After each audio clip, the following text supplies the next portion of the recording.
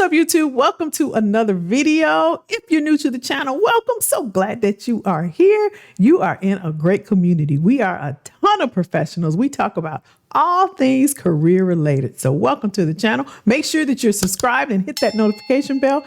That way you're notified every single time we upload a video. Now listen, we have been in this series. It's been going crazy. We've been talking about the future of work. We talked about the types of work in the future. We talked about types of jobs and industries in the future. We talked about the number one soft skill that you'll need in the future. And we also talked about the skills needed in the future. You can check out our last video last week that we did right here. You can check this out, check that out, and then come on back over here because today we're going to talk about something that everybody's talking about. The R word, the recession. Now, is there a such thing as recession proofing your job? Let's talk about it. So the question of the day, right? You hear it all over the internet. You hear it everywhere you go. You're watching people's lives and you're going to the page and you're listening and they're saying, do this and do that. Listen, you cannot recession proof your job. All right. The answer is no. Now, you didn't come. That might hurt your feelings. I know. You didn't come here for me to tell you what you want to hear. You came for me to tell you the truth. Listen, there's too many variables to recession proof anything. Had we known about what happened to us 2 years ago, do you not think we would have recession proofed it? Everything, right? Too many things happen for us to say that we're gonna put this whole recession proof thing around this job so that we are not touched. It's not gonna happen. There's no such thing. But this is a big old but. But what you can do is to create a recession resistant position. That's what we're going to talk about today. You ready? Let's get into it. So we're going to talk about 3 different ways to have a recession resistant position. We're going to talk about visibility, transferring your skills, and being top of mind. So let's start with visibility. Now, this basically means that you want to be a person that's visible to your leadership team, your manager, your VP, whomever you report to. You want to stay visible. They have so much going on, just like you. They have a lot of things going on. So how do you stay visible? Here are 3 ways that you can stay visible. Number 1, you want to consistently be adding value. Add value. Just don't go to work and just do your job, put your head down, do your task, go home. Remember, we're talking about creating a recession resistant position. You want to add value as much as possible. How do I add value, Kelly? Well, becoming visible. You have to brag on yourself. And I know it's not the easiest thing to do. We're not accustomed to doing that, especially women, right? We're not accustomed to bragging on ourselves. But you have the right to, if it's something that's braggable. Yeah, I made that up. That's braggable. Talk about the things that you've done. And you probably don't do that often enough. But listen, again, they have so much going on. You have to bring it to their attention. Listen, I streamlined this process. I was getting in so many resumes for each of the jobs I had open.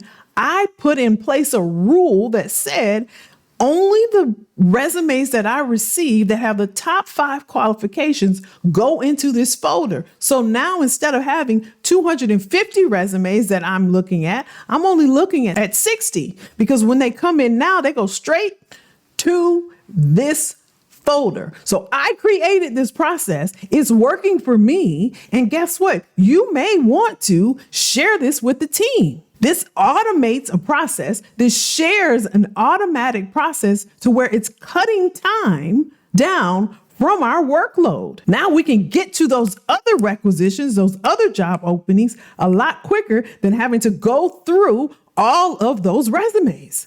You did that? Yeah, I did that. You're bragging on yourself. And you see the way that you did it. It wasn't that me. It was like, hey, I'm helping your team. I have cut time from a process that's been in place forever, right? So brag on yourself. Help out your manager. Streamline a process or a procedure. Add value. This is one of the ways that you stay visible. Another way that you can stay visible is to set up meeting cadences. You take the initiative, set up weekly or bi-weekly meetings on your manager's calendar.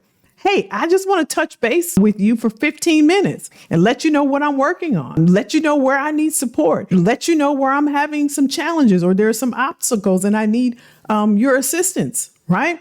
That way, oh, wow, I didn't know you were working on that. Oh, thanks for sharing that with me. Again, they have a lot going on, right?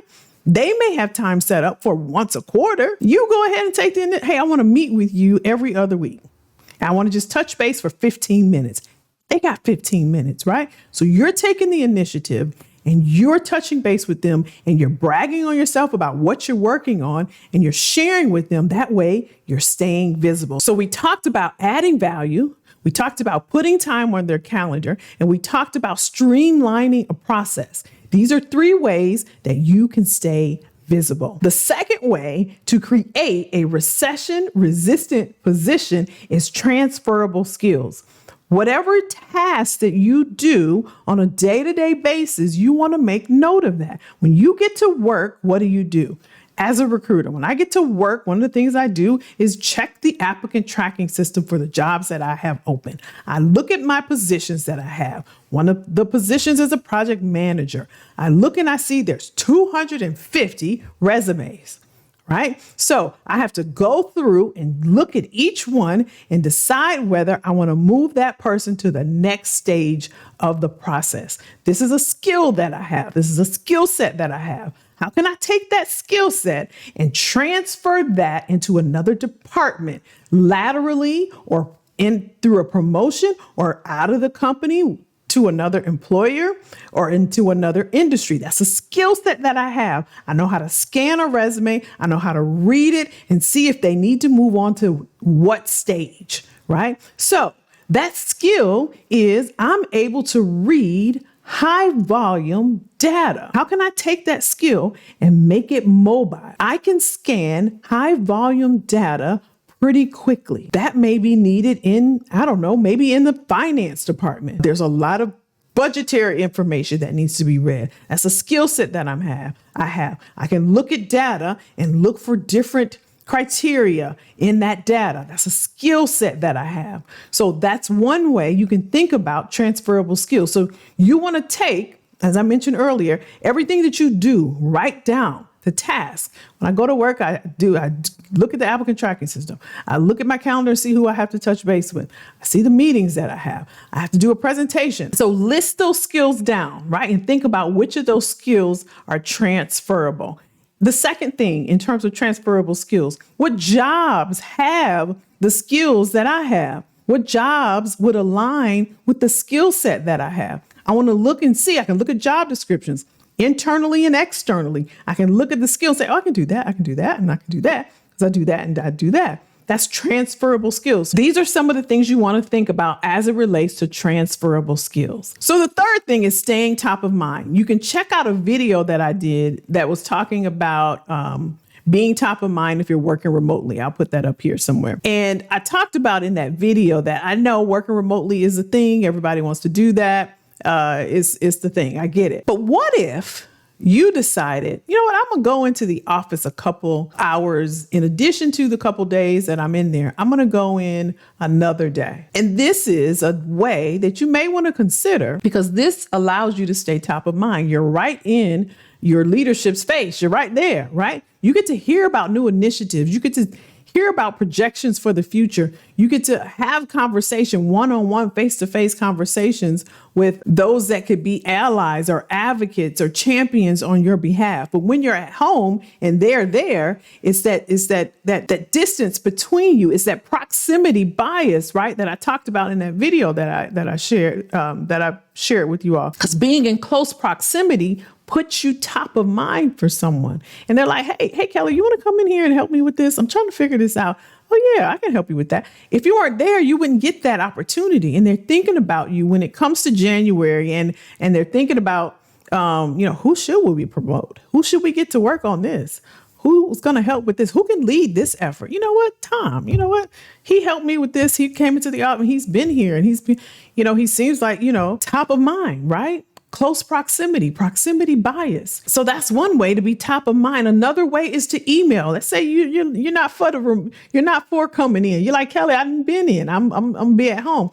You can send emails. You can send updates. You can share with everyone. Share with people. Again, what you're working on, what you're doing, what outcomes you've achieved, what results you've achieved. This is, again, keeping you top of mind. You can send at the end of the week. Here's some of the things that I worked on this week. Let me show you, out of these 5 things, here's where we ended with this. Nobody asked you for that, but you decided to share. You're going to be top of mind because you're consistently sharing with them everything that you're working on. So top of mind is important. All right. So we have talked about ways to create a recession-resistant position: being visible to your leadership team, listing out your transferable skills and figuring out what's transferable, and staying top of mind.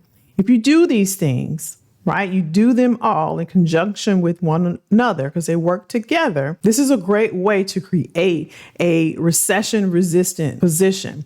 We can only control what's under our control, controlling the controllables. We don't know what the stock market's going to do. We don't know what the Fed's going to do with the interest rates or inflation. We don't know. We know gas high. We know food high, right? We know that some, people are cutting back on those things that don't matter. So take a look and see where they're cutting back. What those align to the industries. Are people still traveling? That's hospitality. Are they still going to the movies? Are they still doing things? That's entertainment. Right? Look and see what industries, what things where people are cutting back on, and align yourself with what you know is going to be around. We've been talking about that for the past month. So again, check out that playlist around the future of work. Let me know which of these 3, in terms of creating a recession-resistant position, being more visible, transferring your skills, and being top of mind, which one are you going to take action on? I want you to take action and drop it in the comments. This will get you motivated, inspired, and making movement towards your goals and having that recession resistance, right? Let me know in the comments. I can give you some coaching in the comments to help you if you're struggling with that. You can always go to attractopportunities.com and you can get some time for us to connect and map out a roadmap for you to get this going. All right. Let me know if you enjoyed this video. I'm so happy that you're here. Hopefully you did. Again, make sure you check out the entire playlist. This will add value. This will be beneficial as it relates to the future of work. And if you're not subscribed, you know what to do. Go ahead, hit that subscribe button. Make sure you click that notification bell as well. That way you are notified every single time we upload a new video. I'll see you next week.